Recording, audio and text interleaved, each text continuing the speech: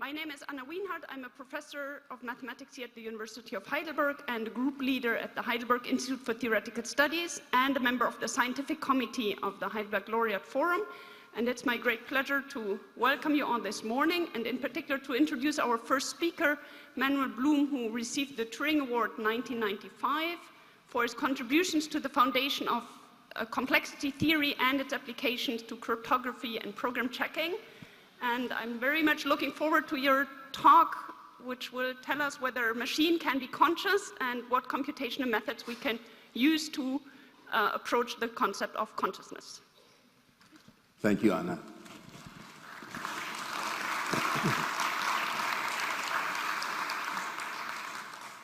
So I want to start by thanking the Klaus Schirra Foundation for this wonderful stuff. And I want to thank my girlfriend, Manuel Blum, who really has encouraged me, and a lot of these slides are much better because of her. So can a machine be conscious? So I wonder. So towards a computational model of consciousness, I'll give some of the arguments here. Let's start with what is consciousness? Consciousness or conscious awareness is everything you are aware of when you are awake or dreaming. What you see, what you hear, what you feel, and most especially your own private inner speech, which it seems all of us have. We talk to ourselves, and including our one. And it's very interesting. It talks differently than we do, but that's a good goal, to understand consciousness. So let me just say a brief history here.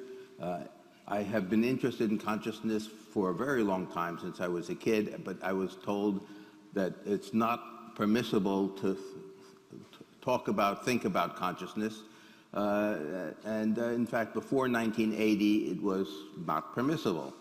In 1987, many neuroscientists had started really thinking deeply about consciousness, and I have their names over here. Bernard Baars is the first, and it's his model of consciousness that I will be mainly speaking about.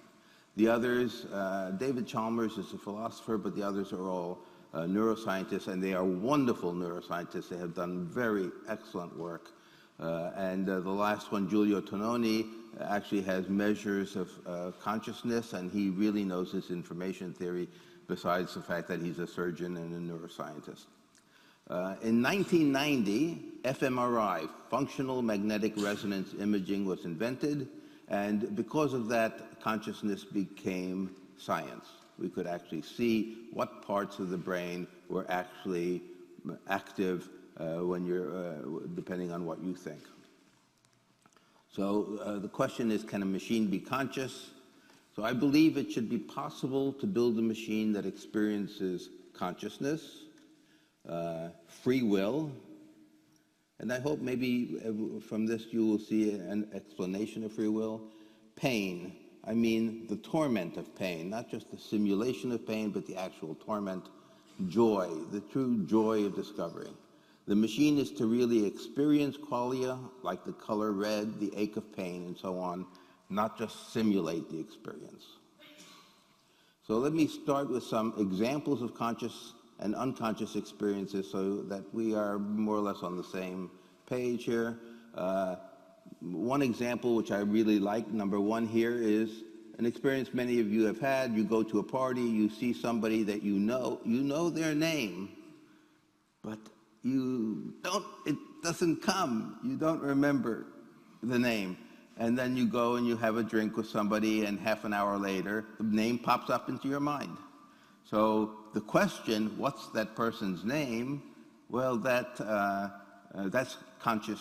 But you're not aware of all that your brain is doing to, at some point, then pop the answer into your brain. Clearly, your brain has been thinking about it, and that's been your unconscious thinking about it. Other things that are conscious, unconscious is your breathing. Of course, your breathing can be conscious, and it's terrible to mention it because suddenly all of you are aware of the fact that you're breathing. It's this terrible thing to do to you. But breathing can be unconscious, and it's mostly unconscious, and it becomes, okay. And let's see, let me go on. The sighted world. I'll go to number 6, the sighted. Well, number 5 is good. Number 5, learning to ride a bicycle. You've learned how to ride a bicycle. You don't forget. You can always ride a bicycle. You don't know how you ride a bicycle. There's been a lot of unconscious work done by the cerebellum mainly to learn how to ride the bicycle. The sighted world, there are people who, because of damage to a particular part, it's usually area V1 in the visual cortex, because of that, they no longer see. They are blind. Or they claim that they are blind, they see nothing. And yet, you can put these people in a room, at the entrance to a room with obstacles, and tell them, look, there's a door at the other side, walk to the other side, and avoid the obstacles. I can't see, I don't know where the door is, I don't see any obstacles. Well, just keep your eyes open. And then they'll walk and they'll avoid the obstacles and they'll get to the other side. They can, these people with blind sight 2, as it's called, you put them in front of a monitor, there's a dot on the monitor, and you say, well, just put your finger on the dot, wherever it is. I can't see it. Well, just imagine. They put their fingers on the dot. It's blind sight. They are not conscious of, but the unconscious is working there. You, as mathematicians, computer scientists, know about problem clarification versus problem incubation. Poincaré, was he getting on the bus or was he getting off the bus when he had his insight? He mentions the fact that he had this problem, he was thinking about it, and it was just on getting on or off the bus that the idea came to him. Unconscious incubation. The Necker cube. Here's the Necker cube. It's just a cube. It's just a cube, and then when you look at it, you will see, if you try to visualize it as a cube, you will have one of these planes is the one that's forward. And depending on who I speak to, it's one or the other. It could be this one. The one on the lower left square is what they see, or it's the upper right square that they see is the one being in the front. But it's difficult to actually go to see both. We can see both, we can do that, but it's difficult. The point here is that your brain makes a decision. Your unconscious is making a decision which you will consciously see, which of those cubes you will see. This is levels of consciousness. Here's something. When you look at a photograph like this one, you may feel conscious, as I do, of every detail. You are not conscious of every detail. What you see in the photo and what you see in front of you is what is available to you to be focused on and made conscious. This is a subtle distinction between what is or is not conscious. There's degrees of consciousness here. There's the upside-down house. This is a house in Moscow. All the furniture inside is glued to the top, and it's a wonderful tourist attraction. I don't know if you see the stairs all the way on the right that you can go up. Do you see the bicycle? Some of you do. Okay, so it's there where it should be if the house were righted. Okay. This is what you actually see. You have the sense when you are looking at a cable car that you see the cable car and the stop sign and everything else. This is a picture of what you actually see when you are looking at the letter E on this cable car. And you can see that everything, but nevertheless, you have the sense it all looks clear because you can actually make it clear if you want. So my view of consciousness is that consciousness is a property of all properly organized computing systems, whether they are made of flesh and blood or metal and silicon. My thesis is that the architecture of these systems makes them conscious. And my job as a computer scientist is to use the experimental evidence provided by neuroscientists, the neural correlates of consciousness, and the model provided by neuroscientists, I would like to create a formal Turing-Machine-like model of consciousness that provides at least reasonable explanations of consciousness, free will, the various emotions of love, joy, pain, and so on. So my conscious Turing machine is a simplification. I've given talks like this and had neuroscientists come up and say, well, you don't include all of the memories that are possible in your model. And then I had a graduate student of that person come up, tell her, no, he's trying to have a very simple model of consciousness, so he doesn't have to, finds he doesn't have to include it all. Anyway, I'm not trying to get an exact model of the brain. My goal is to understand consciousness. For example, I would like to be able to say which animals or machines are conscious. Are dogs conscious? Do you think dogs are conscious? Me too.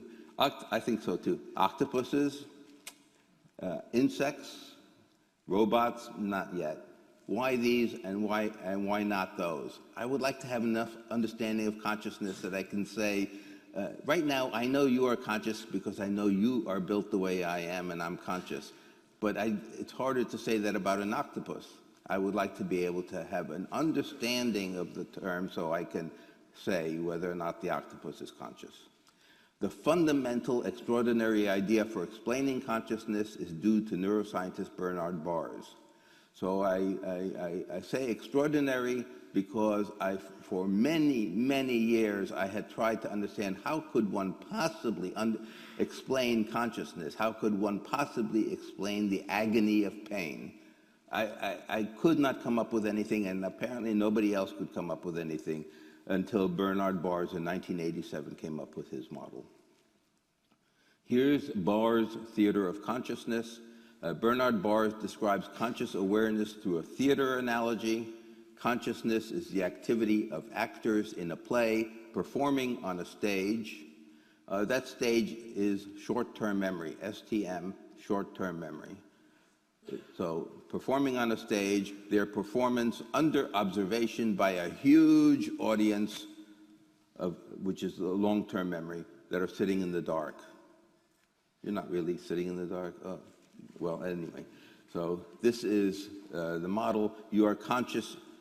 The unconscious processors are all conscious of what's on the stage, and that's what they are conscious of. Your consciousness is of just what is on the stage. So Bernard Baars describes conscious awareness through a theater analogy. Consciousness is the activity of actors in a play. Oh yeah, I've gone through this. Each processor is knowledgeable of and concerned primarily with its own unique specialty. Each is in close contact with others that have or might have relevant information. So you can talk to each other, and the processors are unconscious. So there's the model of the theater analogy. Here is the actual model that Baars came up with. Now, Baars is a neuroscientist. Nevertheless, this is a wonderful model. It looks almost like the sort of stuff that computer scientists might talk about. You know, when we talk about Turing machines, we have a finite state machine and a tape, and we could have input and output to it. And look at it. This is a model that has all of that stuff in it, and then he circles some part where he says, that's where we are conscious. I would like to make this precise. I have not managed to make it precise, but I'm working very hard at trying to make it precise. And to be able to say what accounts for consciousness. So it's the architecture. So at least what Baars is saying is that you have a tiny short-term memory, STM, short-term memory, 7 plus or minus 2 chunks. Have you heard of George Miller's The Magic Number 7 plus or minus 2? He was pointing out that you can remember, if somebody gives you a 7-digit telephone number, you can remember it long enough to walk over and write it down. But if it's 10 digits, 10 random digits, you will have a hard time because it's more than the 7 plus or minus 2. And this George Miller, who coined the magic number, 7 plus or minus 2, he described what a chunk is. He said, a chunk is a digit or a letter or a word. These are chunks. Could even be the alphabet. And he never defined chunk. And one of the nice things that comes out of this model, as you will see, is what a chunk is. I can tell you what a chunk is. It's a pointer. It's a pointer to a neuron. It's a pointer to a processor in long-term memory. Chunks are pointers. And, so there's this enormous long-term memory, the audience of unconscious processors. The important point here is that the contents of short-term memory are constantly broadcast to long-term memory, the audience of unconscious processors, and the long-term memory processors negotiate among themselves what information to send to short-term memory. So now I'm going to show you the beginnings of trying to make a formal model of this. There's a CPU at the top. It's like the finite state machine that Turing talks about. And I'm looking into that CPU, the state diagram. There are arguments why there are about 10 to the 80th states. This could not be represented really by a finite state machine putting out all 10 to the 80th states, because 10 to the 80th is the number of atoms in the universe. But it could be represented by a CPU with a relatively small amount of memory, 33 bytes of memory. Here's the CPU. I'm expanding it now to say that inside the CPU is this short-term memory, and the yellow color indicates the fact that that's what we are conscious of. And there's the external input. We are conscious to a certain extent of it, you know, some parts of the house, but not all of it. The external output, we are conscious of the fact that I try to move my arm, I can do it. I try to move Tony Blair's arm. I seem to not be able to do it. Oh well, so there's what we are conscious of. And then way beneath that, in gray, the unconscious processors of long-term memory. And these unconscious processors, well, we know about where many of them are. For example, faces. There's a part of your brain that is concerned solely with faces. What are these faces? It's called the fusiform face area. And if it's destroyed or damaged, then the person doesn't recognize faces, doesn't even recognize themselves in the mirror. There are speech. You know there's a Broca speech area, Wernicke speech area. There are two major speech areas. There are others. Memory, fine control. That's what is it? Where it's in the back of the brain. God, why does that happen? It'll come up half an hour later. Fear, anger, memory. We know that there's a part of the brain that's concerned with fear. It's called the amygdala. And if this amygdala is damaged, no fear. You might think it's wonderful, but it can be a little dangerous. There's a 32-year-old woman, 3 kids, and she is afraid of nothing. People say it's very strange. They try to take care of her. Desire, love, embarrassment, and it goes on. You can see it just keeps on going. And these processors can talk to each other. And so here comes the last part of it. The chunks, the 7 plus or minus 2 chunks in short-term memory, broadcast their information to the long-term processors. So at the top, there's an actor representing yourself. You're there. You're asking, what's her name? Doesn't come till later. It's Anna, but what's her name? And that question goes to all the processors. You don't know which processor has the information. Maybe one of the processors say, I know that the name begins with the letter A. And another processor has some information. I know that she introduced me at the HLF. And then Anna will come up. And it's just wonderful. The broadcast is very, very fast. Bam. And we've only within the past 2 years found a part of the brain that actually is aware, it seems to have these fibers, these axons, that travel all around the brain. They're enormous axons. They are unlike any others. This part of the brain is called the claustrum. And the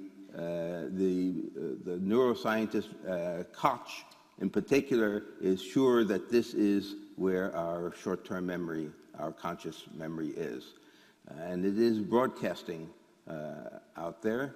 And in fact, it's very interesting that when the neurosurgeon goes in and puts a little jolt of electricity into regions close to the claustrum, the person who's under the operating table suddenly goes, up, stops.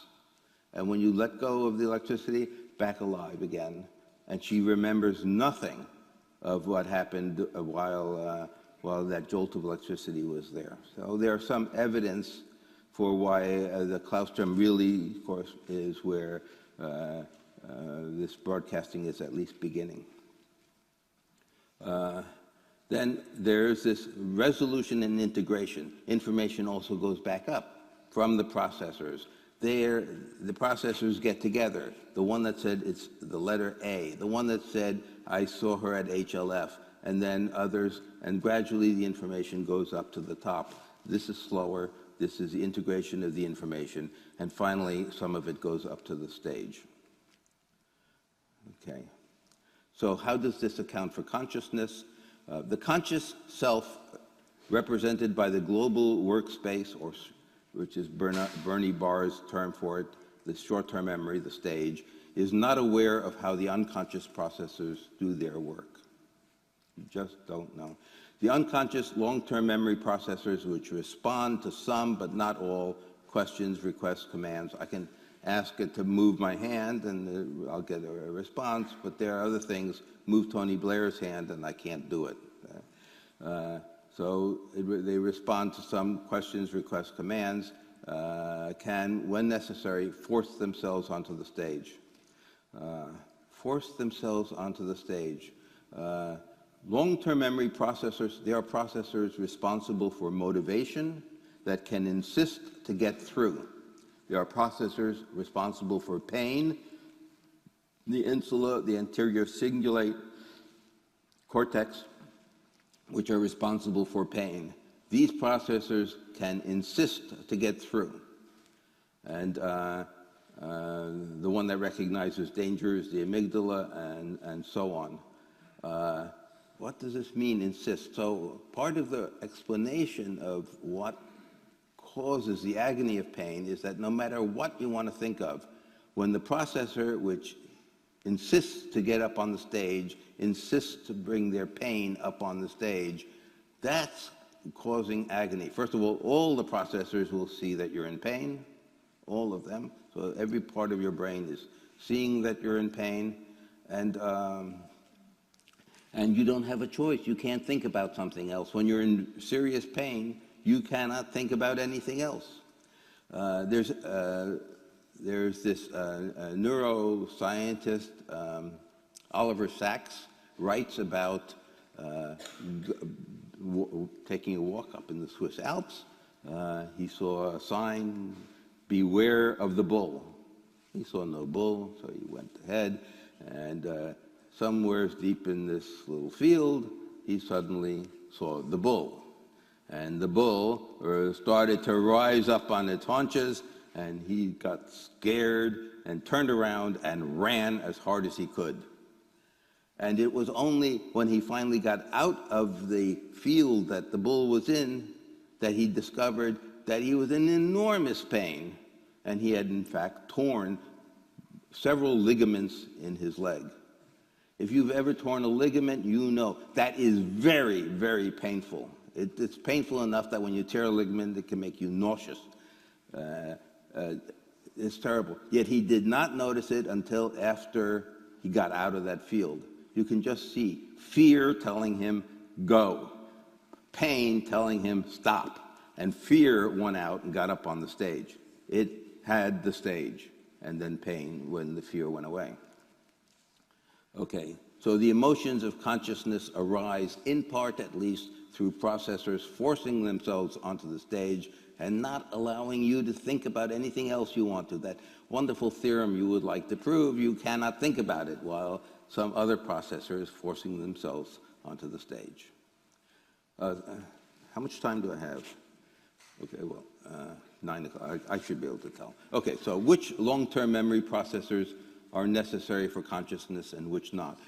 While I've been working on this model, it's interesting to ask the question of which processors are necessary, at least for my model of consciousness, and which are not. And the ones that are in green here, I find necessary in order to explain consciousness, just to have an explanation of consciousness. One example is short-term memory. I need to have short-term memory in this model in order to explain consciousness. Other things that I need in order to explain is inner speech. I need to be able to plan what I am able to do, and I need to have some kind of inner speech for planning, and for the actor on the stage that represents me, for it to be able to say what it's doing, what it wants to do, and so on. There needs to be inner speech.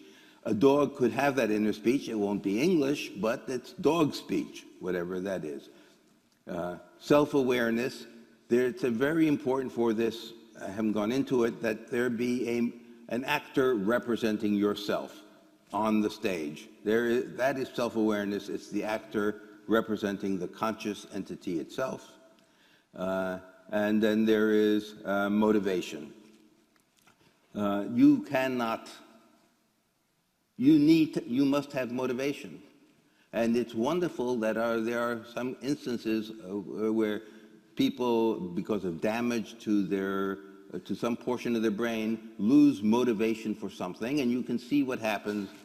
Let me skip past the arguments to go to loss of motivation. This is pictorial. It's beautiful. On the left, you see a clock, a house, a flower. This particular patient was asked to make a copy of it. This patient is suffering from something called left hemispatial neglect. Neglect is very interesting. This particular person sees the right side of their field of view, does not see the left side, does not even recognize its existence. You do not want these people to drive cars. It does not see on the left side. You can give them a dish of food, and they'll eat what's on the right, and they're hungry, but they will not eat what's on the left of their dish. They simply don't recognize that it's there. You can see this person is not just being blind to what's on the left, it's totally unmotivated, it's unconscious. He's unconscious, is the way it's been described of what's on the left side of their field of view. Let me go back to this. So the green represents those. I have never found an example of a conscious human, who does not have inner speech, self-awareness, and motivation. If I did, a conscious human, then I would turn that green into red. The red refers to people who don't have that ability, who have lost an ability. Look especially at 8, the emotions. Those are the ones the emotions of fear, embarrassment, guilt. I know that those are in red because there are people who have no fear, and they are conscious. So that person who has no fear but is conscious lets me put fear down there in red. And the same thing is true for embarrassment, guilt, anger, hate, love. Okay, having done that, so let me just mention some particularly good examples. There's a person named HM who has been studied for a very long time. We now know that his name is Henry Molaison, but while he was alive, it was HM. And he was really well studied. He went under surgery and had a part of his hippocampus cut away. And after that, the realization he could no longer make any declarative memories. He could no longer make memories. He was conscious. He had inner speech, he had self-awareness and motivation, but he could not make new memories. You walk into the room, you introduce yourself. The person who studied him day after day after day, each day coming in and introducing herself anew. He did simply not remember her, could not make that memory. But it did turn out that there were some things he could do, some memories he could make. And it's interesting because those are the procedural memories. The memory of how you ride a bicycle. You know how to ride a bicycle, but do you know how to, can you say how you do it? Can you even say how you make a left turn on a bicycle? Can you? How do you make a left turn? I see you saying you turn your wheel left. What do you think? You lean to the left and your wheel will turn forward. No. If you lean to the left, your bicycle will lean to the right. The way in which you make a left turn is you actually turn your wheel to the right. Your bicycle, which is moving forward, the momentum carries it forward. The bicycle wheel wants to go to the right, and because it's going forward, it falls to the left, and then you turn to the left. And look, you all know how to ride a bicycle, but you don't, except for the few that raise their hands, you don't know how you do it.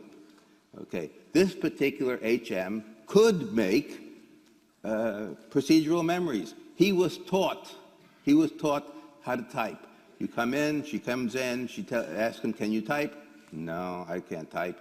Puts him in front of the typewriter, I'll teach you to type. Puts him in front of a typewriter, puts a sheet of paper there with some stuff he's to copy, and then he finds himself two-finger typing the whole thing, and he's amazed at himself that he can type. He could make that memory, he just couldn't make the declarative memories, which are explained in English. Emotions, fear, embarrassment, guilt. SM is the person I mentioned to you, the woman, 32 years old, with 3 children, who feels no fear because her amygdala is calcified. And there are people called alexithemic people who feel no emotion. Caleb is wonderful. He feels no emotion, and there are ways to measure the fact that he really feels no emotions, including the fact that when you put him into fMRI, the parts of the insula that normally are responsible for emotion do not light up. He's gotten married. Interesting. But he agrees that he has never felt any love. Let me just say about computers, these supercomputers that we have, that in my sense of it is that they are big enough to be conscious. They don't have the right architecture, but they are big enough. And I say this because the Titan supercomputer has 1.7 times 10 to the 15 transistors. I view a transistor as about equal to a synapse, a bouton, between one fiber and a neural body. The human brain has 1.5 times 10 to the 15 synapses. So, you know, this is the same order. There are 10 to the 11th neurons, the cerebellum, that's what I was looking for. The cerebellum in the back of the brain has more than 50% of the neurons in your brain, and yet some people are born without it. No cerebellum. And these people learn to walk only late, and they are somewhat clumsy, but they learn to walk, and they can get a job later, they can do stuff they cannot ever ride a bicycle. The cerebellum is needed for that. Humans are born with a missing left or right brain, are also conscious. Okay, so let me see if I can do this with you. The slide after this is going to be a little statue of the homunculus inside the man's brain. Anyway, how the model explains free will. So consider a chess position. A chess position. You have a chessboard in front of you. You are white. It's your move. Okay? On the theater stage, the actress that represents the chess player herself recognizes that she has a choice of possible moves. That's the actress on the stage that represents you. I can either make this move or that move. And this is free will. It's the fact that you recognize that you have a choice of one or the other, and which one, and you have that choice until you finally make a decision. Perhaps at some point the clock tells you time out, and you do the best you can at that time, and you make your move. You have free will until you make your move, and then the free will is gone. To me, that's a very clean explanation of free will. If that's not convincing, please come up and tell me. I would like to know why not. In fact, Lenore is not convinced. So why not? I still haven't. Okay, the decision which move to make may be important enough to merit a careful look at the immediate consequences of each choice. So I love this because that's often the feeling we have, that there's a little, that we are in our, that there's a little person inside our brain that represents us, and this model of consciousness says, yes, you do have such a person. It's this actor that represents you. So the next question asks how to engineer a machine so it really feels, not just simulates emotions, and, for example, pain. So here's an interesting, relevant thing. This is showing you a part of the brain, the insula, which is almost like a brain inside of a brain. You see, you pull apart the brain at the right part, and you find cortex underneath there, which is the part that's responsible for pain. I want to distinguish between insensitivity to pain and indifference to pain. Insensitivity is something damaged to your nerves. If you have leprosy, there's damage to the nerves and you don't feel pain. But indifference means you feel the pain. You know where it is, you know how intense it is, you feel it, but it's okay.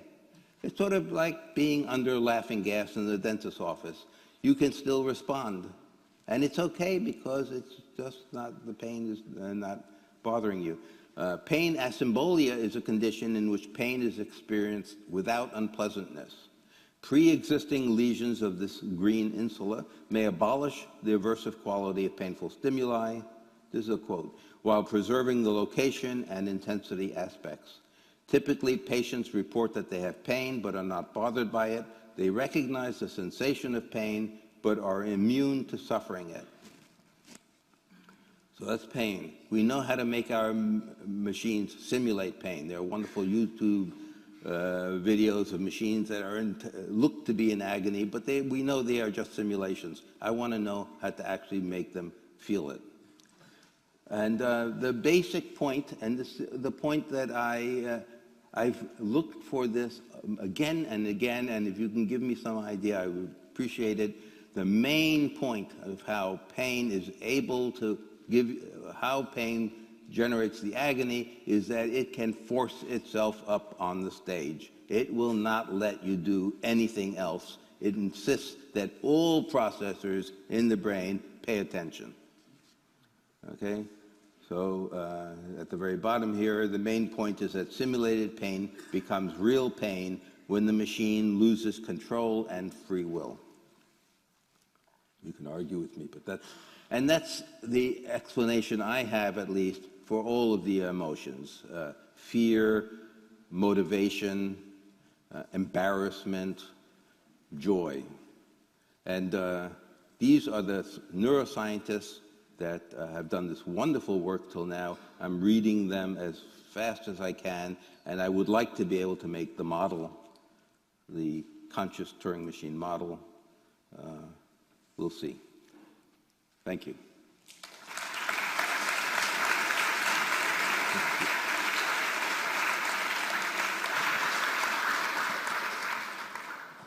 Thank you very much for your very interesting and nice talk. We actually have time for one or two short questions, if there are questions great. from the I audience. appreciate that. Please. There's one back there, yes? Madhu. Hey, Manuel, thanks. I'm very glad you didn't have to spend half an hour searching for my name. Can a conscious Turing machine be programmable? Well, we are programmable. We are conscious. We are programmable. How to answer that? I do think that machines can be made conscious, And I do think that once they're made conscious, they will have this wonderful thing that we can't do, that they can take a program to play chess and just hand it over to the next machine and it will be able to play chess. Wouldn't you love to be able to have that ability? I don't know that that answers, but... There was one other question there. The same row. No, the girl. I wanted to take a young one first. So, yes, okay. First, the row before, same row as before. There's a. Do you think that all these feelings should be biologically plausible, or we should prime first accuracy of modeling? Oh, you know, I'm so sorry that I am deaf. All the fear, pain, joy, do you think... It won't help. It won't help. Lenore. No. Somebody else. Say what she said. I just... Yeah. Go ahead. Try again. All these values, do you think that they should be biologically possible to simulate in the brain? Or do you prime that we should have them more accurate, not necessarily biologically possible? What did she say? I'm sorry. Oh, can these? Yes, I think that the. Well, at least I'm claiming that a machine built out of silicon and metal can be designed. The architecture can be such that they will feel these emotions. I don't think it has to be flesh and blood. Okay. And in fact, the model even says it doesn't even have to have randomness. There's nothing in what I said that requires randomness to explain free will. Thank you. Sure. So then, yeah. So one there, and then last one here. So.